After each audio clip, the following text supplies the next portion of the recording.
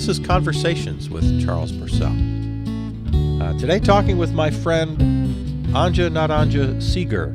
Anja is a multidisciplinary artist, a writer, a poet, performance artist, visual artist. She and I work together on my other podcast, Stream of Consciousness Talk Radio Theater, where Anja is one of the voices in my head.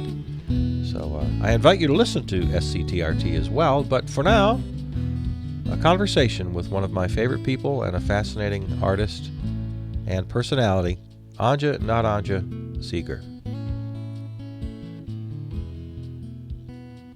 So today I just I got up and then I voted, and I was number 46. It was 10 o'clock, and I was wearing a buckskin coat, and I had the guy who checks your name and makes sure you are a legitimate human, who says you are who you are, said, "Oh, I had a buckskin coat for 20 years. They're good, sturdy coats." And I went, "Yeah." Yeah, those people who work at the voting places are really anxious to have a conversation. Yeah. But it's also kind of like weird because they, they just can't discuss what they're there to help you do in detail about like what they think of the matter, and so there's already like there's kind of like a formality to it when something is not allowed, and that they're there to offer civil service. Maybe that's why they make the small talk, to sort of steer everybody away from what's really on everybody's mind. Yeah. I didn't think of that. That's a good theory. Yeah. I was number 125. Oh. And I'm in Ward 125. Interesting. So the poll worker took a lot of interest in that. She thought that would be good karma for me. Yeah. You must be the most typical voter of your ward.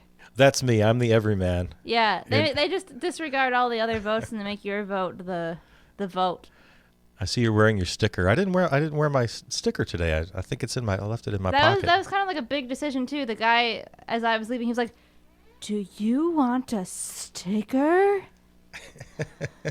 And normally they're just like, "Want a sticker?" But he was like, "Do you want a sticker?" And then he was like, "Thank you for voting."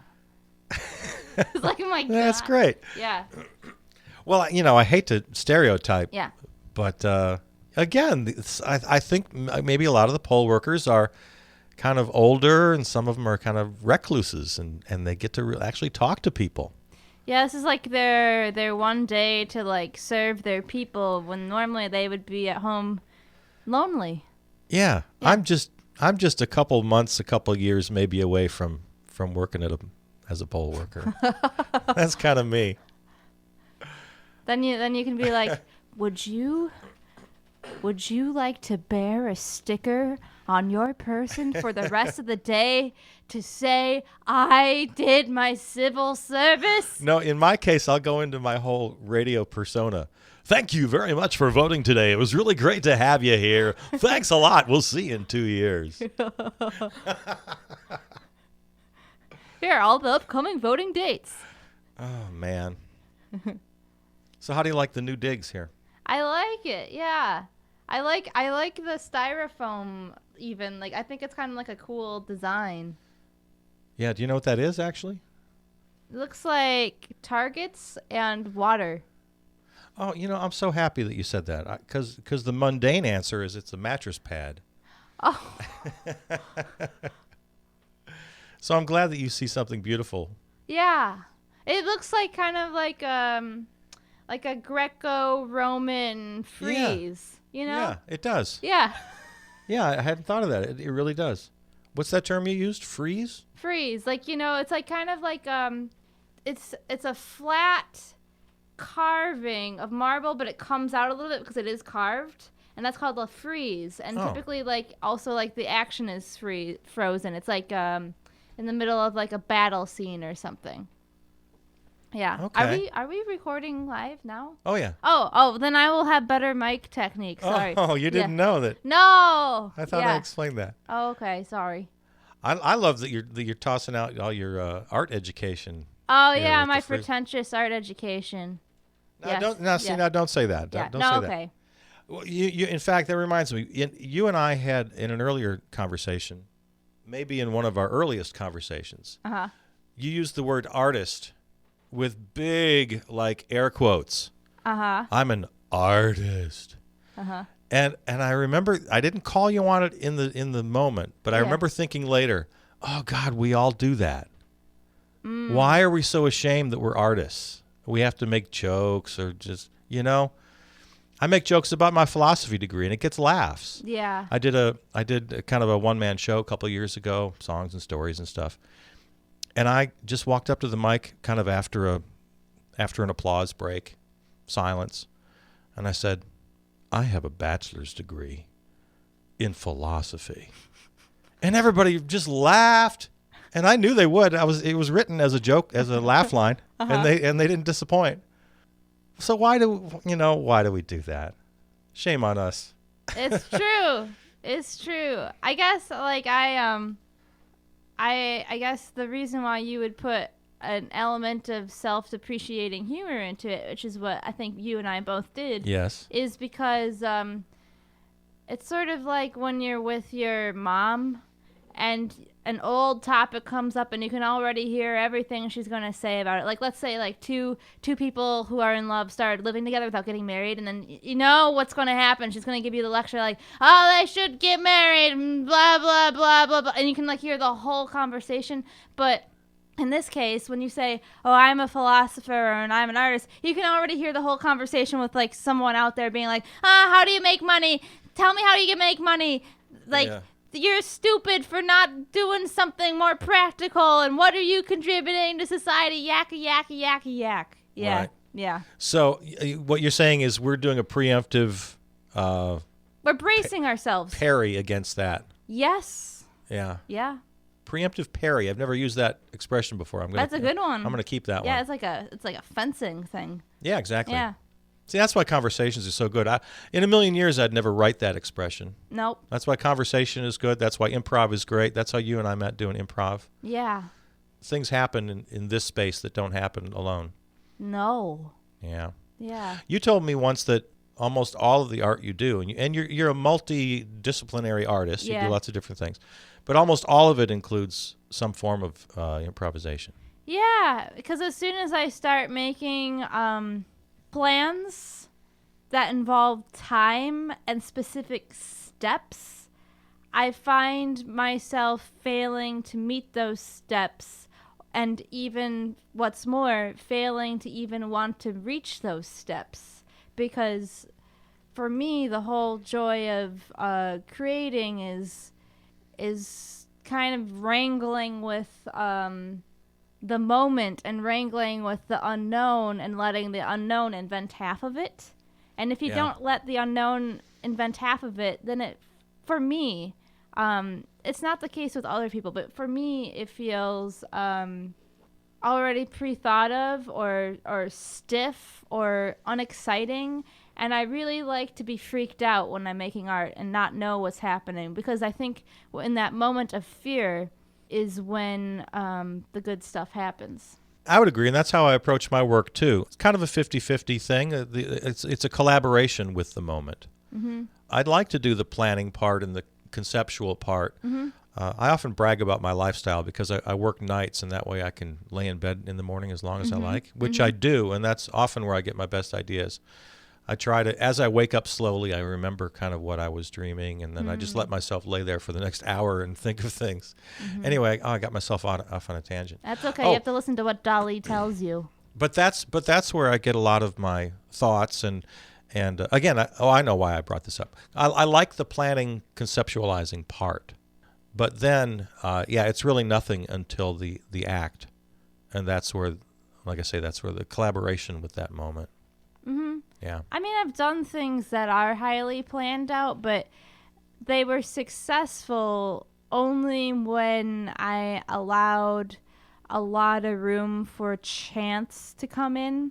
Like, I'd say the thing that I'm specifically thinking of is when I did the advice tent, and I had to specifically plan out, like, this is going to be a 2-day thing for 10 hours at a time. I had to train volunteers as to how to let people into this tent where you could get free advice. I had to train advisors on how to give advice, and kind of design a tent and make sure everyone had a typewriter, knew how to use it, and that there was kind of like a format. But then within that, who knows what was going to happen? We had no idea who would visit the tent, and we had no idea what people would actually say once they were in the tent giving advice. And so that had a lot of elements of surprise because there were like 26 advisors, and I couldn't monitor them all. And people said good things about it, and that was successful in organizing. But when it's just me doing a project, holding myself accountable to making little micro steps, then I can't do that. Oh, I totally agree with that. Yeah. Mm-hmm. So you actually, you built into the process the vital element of surprise and improv. Did you document it in any way that Yes. you could check it out later? You could. Yeah. Did you record all the all of the advisors? advice is recorded. Like we had Everybody. all of the advice was typed. Okay. And then I had an intern scan it all, so we have a copy of that. But I also have about 400 advice books at my home.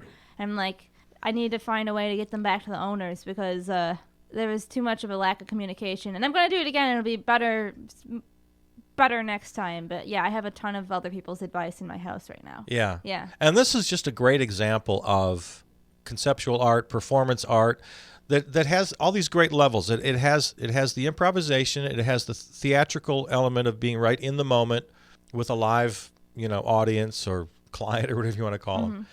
And but a very big part of that, at least for some artists, I think some maybe let this part go, but is the documentation element. Document everything that's happening.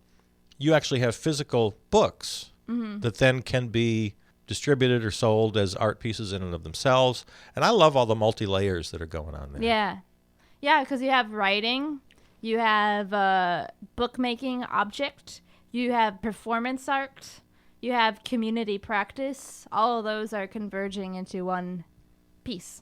Yeah. Did you have to, now you went to college what was your actual major? Just art major? My actual what was it major called? was printmaking and creative writing. Okay. But I spent a semester as a digital film student, and I took a lot of classes on how to make costumes and puppets. Okay, so you're kind of all over the map. That's good. Pretty much. That's my experience too. Yep. Interdisciplinary arts was my major, and that's sounds like what you wound up. That's what I wanted to doing. do, but I was talked out of it. My original question was, did you have to fight with your teachers and professors a little bit about this? Getting back to this whole planning and process thing. Academia, they like to see that. It's required sometimes. Did you struggle with them at all, or were they supportive? I'd say it was a mixture. I think I kind of avoided those teachers because I knew who they were. But I'd say, each art school has a different kind of philosophy. Some schools are more traditional, like the Rhode Island School of Design, where it's very life drawing and traditional art skill based, and they're like the #1 rated in the country, and people like hyperrealism, and so they're good for that. And then you have other schools that are more conceptual, like the School of the Art Institute of Chicago, where they read philosophy all day. And I know because I know plenty of people who went there. And, it's almost to the point where, they read more philosophy than they make art. And then I went to, the polar opposite school, where at our school, they really valued just creating and creating and creating without really being marred by too many other thoughts. They kind of I took an outsider art class, that was kind of celebrated, and they just wanted us to work hard, and it was almost kind of like a working class kind of attitude to art. And they would always tell us you have to work beyond factory hours, And so they want us to work for 12 to 14 hours a day and just work. And then it didn't matter. Whatever you made would be what you made. And if it was awful, even after a week of 14-hour days, you could destroy it. It didn't matter because you were just going to work on something else. And I think it was much more workaholism at my school. You know what? That's good, but almost unnecessary. If at least in my own experience, if there's a project that I'm really into, I'll wake up at 6 a.m. and I'll go to bed at the next morning at 4, having done nothing but that piece. Yeah. I didn't even get dressed or eat or you just do that if you're into it. Yeah.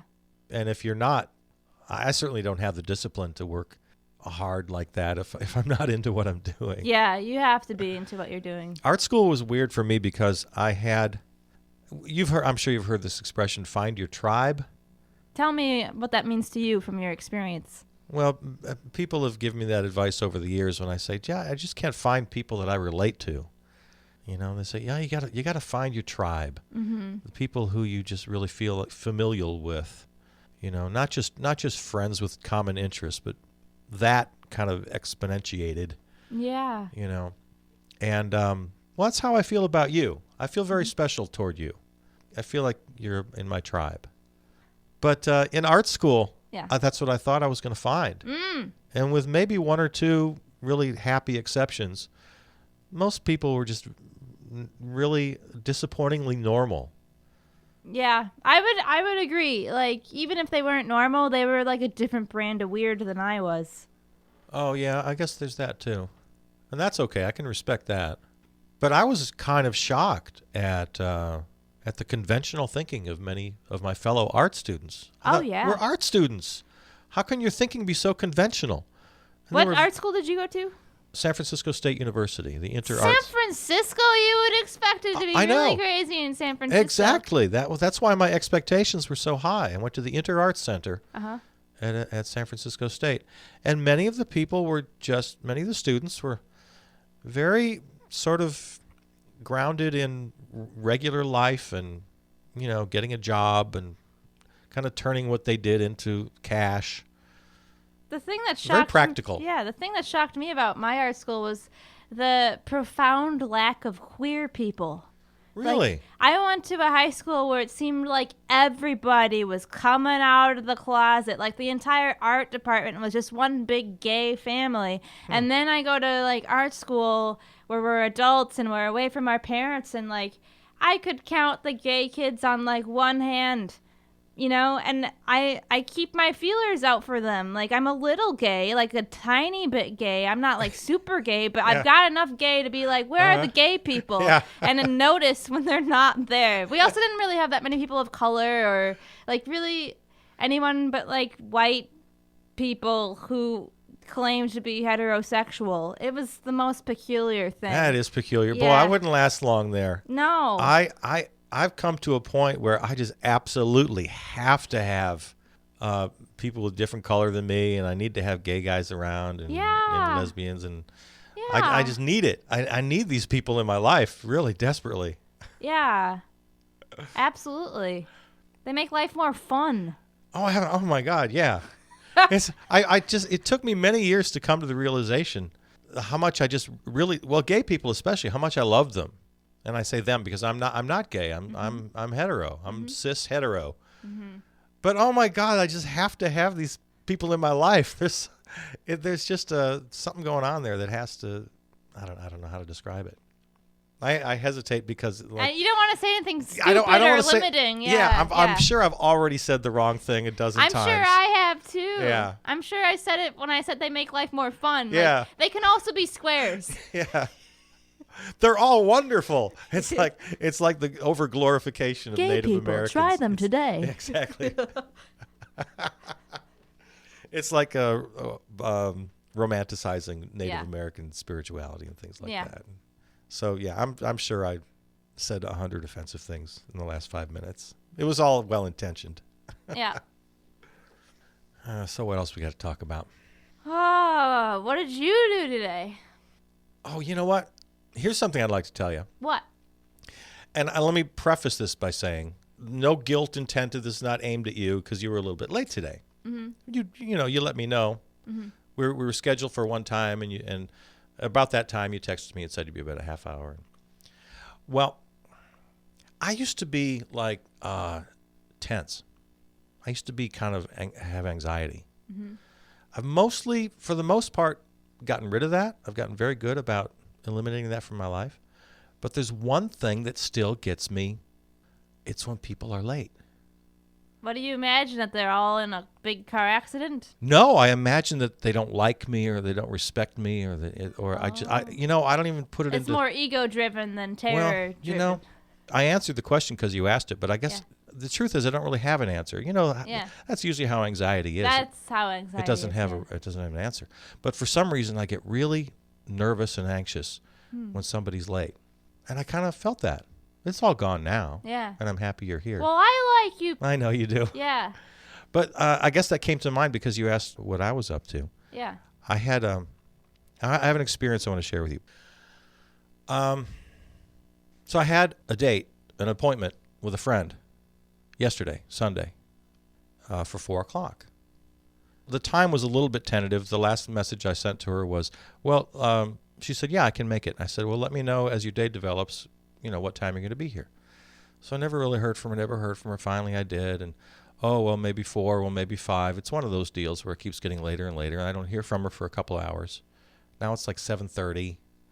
A friend called me who I hadn't talked to in 2.5 years. We had to talk on the phone, and now I've got some laundry to do, but I'll be over. And it just stretched and stretched and stretched until finally at about 4 hours, at about 8 o'clock or so, I just texted and said, and I was very nice, too nice. I said, I'll give you a rain check. Looks like your day got away from you. But I got to tell you, I spent the whole day in knots. Yeah, and today you got PTSD from it. No kidding. Yeah. Yeah. Why do people do that? Because I don't know. This is not an isolated incident. Yeah. Everybody does it all the time. It seems like. Yeah. I think it depends on the person's hierarchy of stuff. And also, I think there's this value of being busy that seeps in to us. Even though people are more important than being busy, we get wrapped up with being busy and making the money and making the just busyness, and we don't reach out to other people because we go, they understand I'm busy and I gotta be busy because I have all these people who I've gotta prove that I'm busy to and that I'm doing things because I'm a human and it's my job to be busy, and so I'm just gonna be busy for a while, and then later on when I see a window coming, I'll reach out to this person, but they'll understand because I'm busy, and I guess I'm so busy that I didn't realize that I'm so busy, and okay, I'm gonna tell this person that I could fit them in, even though I know I'd really rather just continue being busy because being busy is good, and yeah. And this is a particular kind of busy because again, you and I are artists. Yeah. This friend of mine is a singer, musician, and she really never stops. You and I have had the Facebook conversation, small one, about the importance of taking some time off. Yes. I make it a real point. Usually it's a Sunday. It's the one day that I can schedule no work at all. In fact, schedule nothing at all. If I just want to lay on the couch all day, that's fine. I find I really need that. So this was a Sunday where my friend and I had this date. And I was really looking forward to seeing her because we talk about people in our tribe. She's one of the few people that I'm just completely relaxed with, and we can talk about anything and just sort of hang out. And I don't have a lot of people like that in my life, and I was really looking forward to it. Yeah, the whole busy thing. It's a special problem, I think, for artists. Yeah. The expression I don't like, but it's there, the gig economy. We're always kind of working gigs. Yep. And if you let it happen, it can be 24 hours a day, every day. That happened to me yesterday. I was invited to do a teaching thing at a school, and it was going to be really good because I'd get to work with my friend who's a teacher, and she'd help me, and I'd get this hand-picked group of 6th graders for 9 weeks and work on a specific project. And then things got scrambled around, and then all of a sudden I was asked to teach in the after school program and not have my friend the teacher with me, and I'd get a different age level every week, and so that would negate the ability to work on a specific project with them. And it's very crass to say, but it'd just be like $25 an hour for a 1 hour class, and be on the other side of the city, and I'd have to like bus there, and there were just so many elements where I just finally said no. And that's unbelievably difficult to do, even though you have no desire to do it, because it is an art job and it's a job. Some part of you is like, I'm an artist. I have to take every art job I can possibly get because they're rare and they're scarce and I have to make money. But, I wouldn't have been that much money, and I'd spend half of it on just getting over there and getting the supplies at least for these kids. And then, once I got there, I might not even be able to teach the class if there's like behavior problems, if they're not hand-picked and they're not... I don't really have that much experience with children. I'm like, what am I doing? Why am I saying yes to this? Because I initially emailed them back like, yes, I'll do it. And then I thought, no, I will not do it. I will not do it. And that's empowering. It's funny because I raised my kids as one of the 1 or 2 or 3 biggest things I tried to drum into them was, say yes to things. Yeah. And boy, I think I may have ruined my children's lives now that I think about it. Did you also say finish everything on your plate no matter how full you are? No, I never ever said that. I'm proud to say I never said that. Oh, I have that. Oh, yeah? But the other day someone served me a steak that was larger than my torso. I was like, oh no, and I'm not even hungry. Never eat anything bigger than your head. That's a good... I like that. That's not mine, but it's a great expression. Yes. I always try to teach my kids, yes is better than no. Kind of the yes and from from improv. Yes. You're gonna discover things, and you're gonna meet people and go places, and 9 times out of 10, yes is better than no. How many offspring did you offspring? I offsprang 2. Okay. Yeah. That's a good number. Sarah and Jack. Okay. 1 boy, 1 girl. Yep, they are 20. Their birthday time is coming up. 28 and 24 they will be. Okay. Yeah, that's like me and my brother. We're about 6 years apart. Now you won't get this reference because I know you're not a TV person, but I had a little bit of the Mr. Brady in me.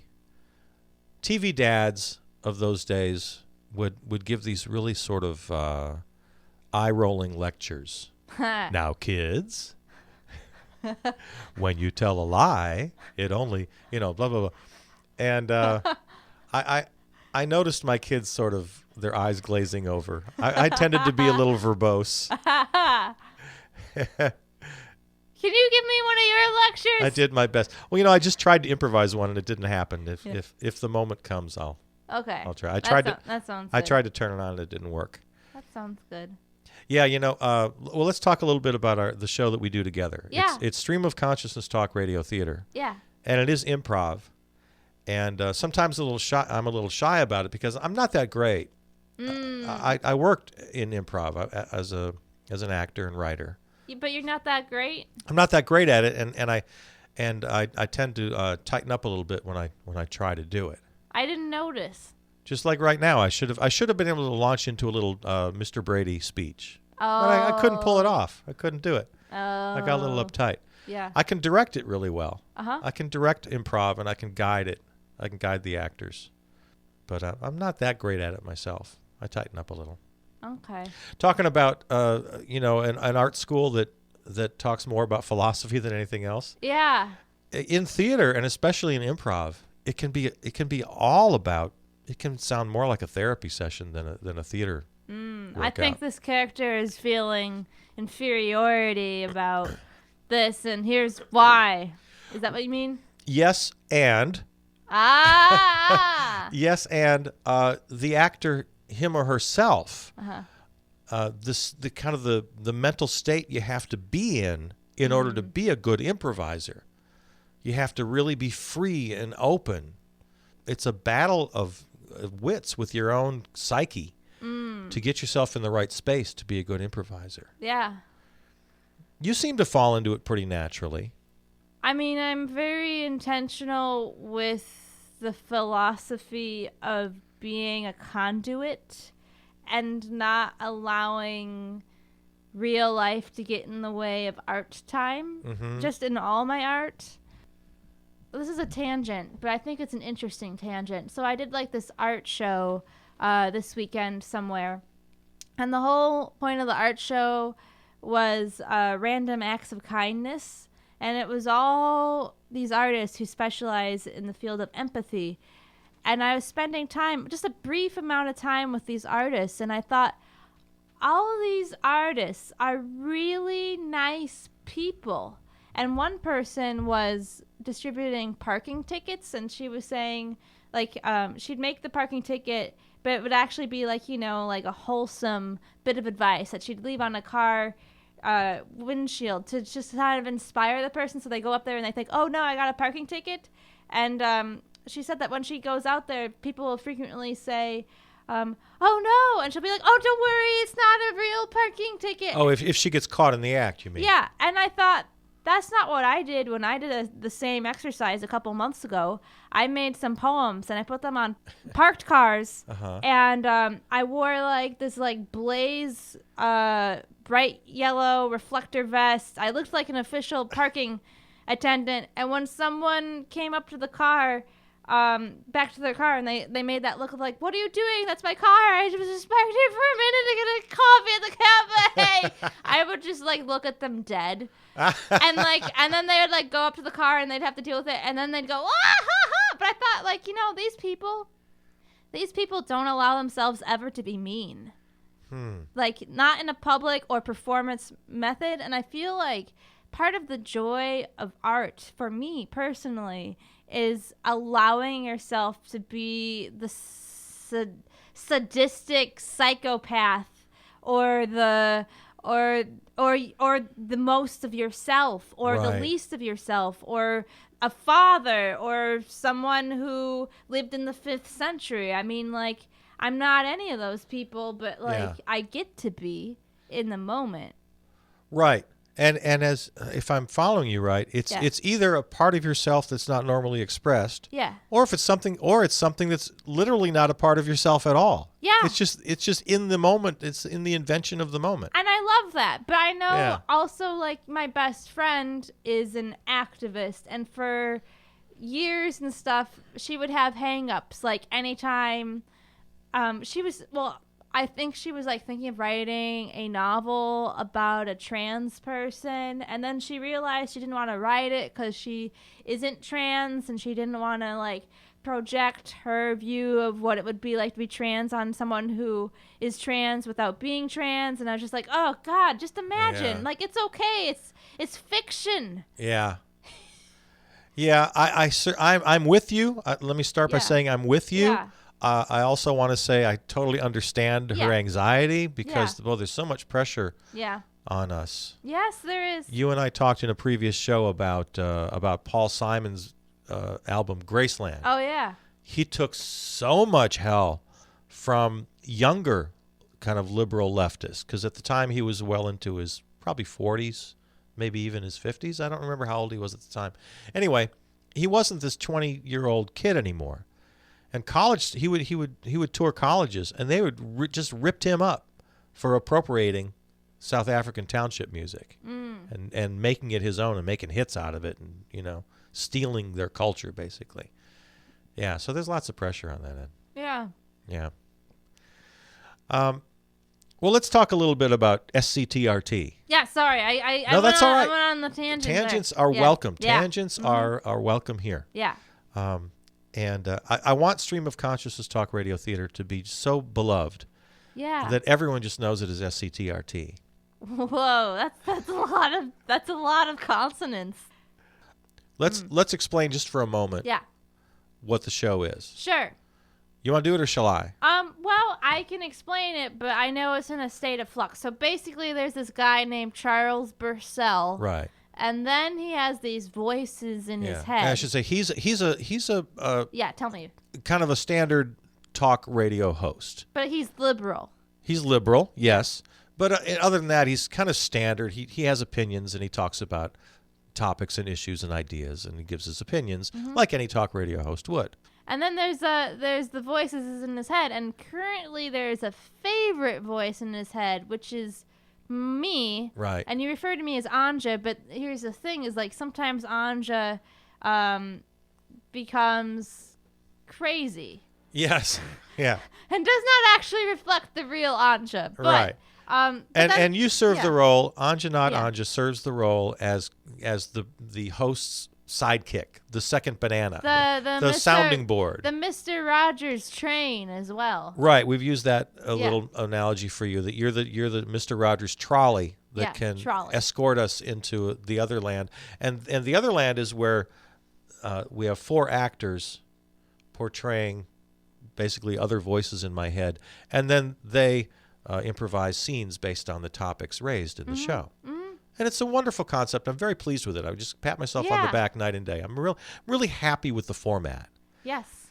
And so far we've had about, 20 episodes of varying success. I started just by auditioning actors, and I had very enthusiastic people, some more talented than others, and it, worked out pretty well. Well, and that's the thing too, because it is radio theater and it is a podcast. You can re-listen to it, and then if you really like it, then you re-listen to it, and then you hear more layers. And if it's a really good podcast, people will do that. Right.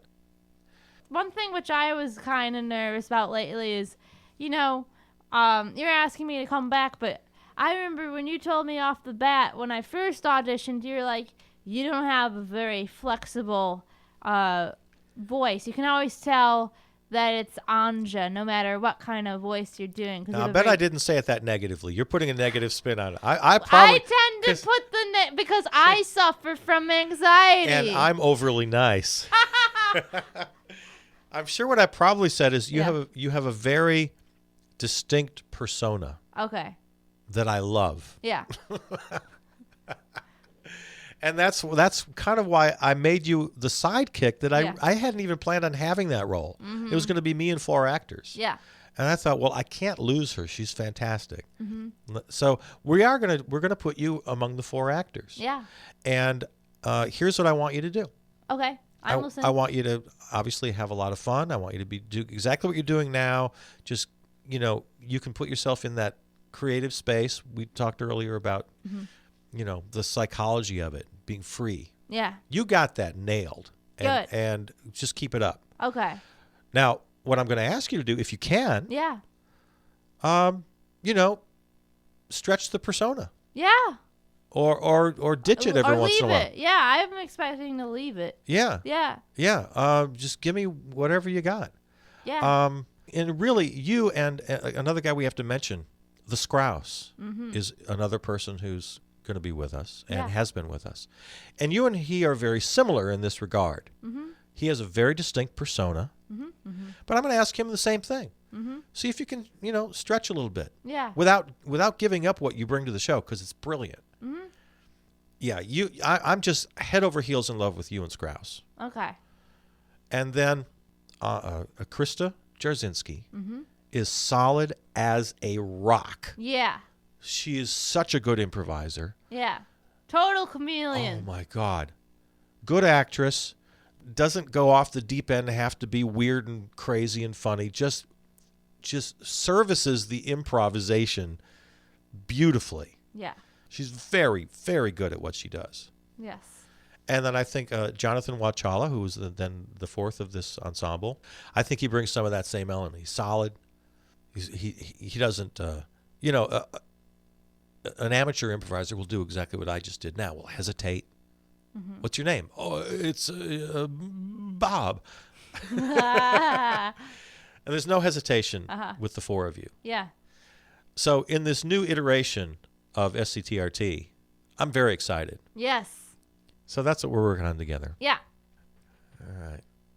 We met on Facebook. You just sort of popped up somewhere, friend of a friend. And you were just doing really great things that I liked. I get get really enamored with some people on Facebook. Yeah. And so that was our introduction. People, especially hip people, want to poo-poo Facebook all the time. Mm-hmm. It's great. Facebook is great. I'm a fan of a lot of people on Facebook. Yeah. Everyone me too. presents themselves so well. But sometimes it's true. I mean, I met you. You present yourself very honestly on Facebook. You're exactly what I thought. Really? Yeah. I just tell the good news. I didn't say anything about when I shat my pants the other day when I had the flu.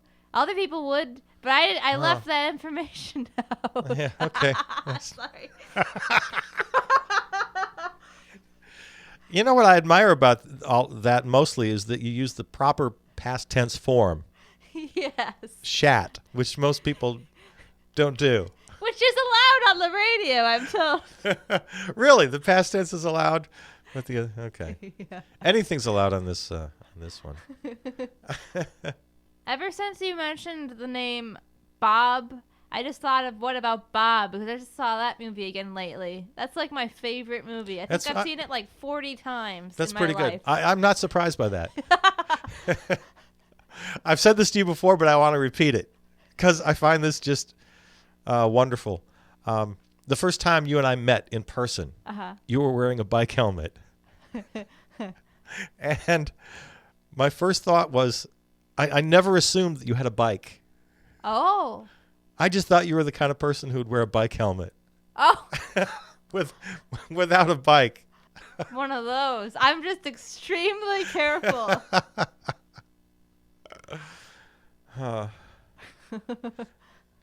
No, bike helmets don't look good. Well, there's this great kind of quirky quality to a person in a bike helmet. It just seemed to suit you so perfectly. Okay. So are you telling me that, there are things that you're hiding from me? You're only presenting the lovable, quirky Anja? I guess I'm dreadfully honest. I'm a dreadfully honest person. Like, I can't believe the stuff I tell people all the time. Like, when someone asks me a question, I lay it all out on the table. But when I'm on Facebook, there's plenty of moments where, like, I start writing a status when I'm in a bad mood, and I go on and on and on, and I think, I have almost 1,500 friends, and I do business, or I could potentially do business with these people at any time.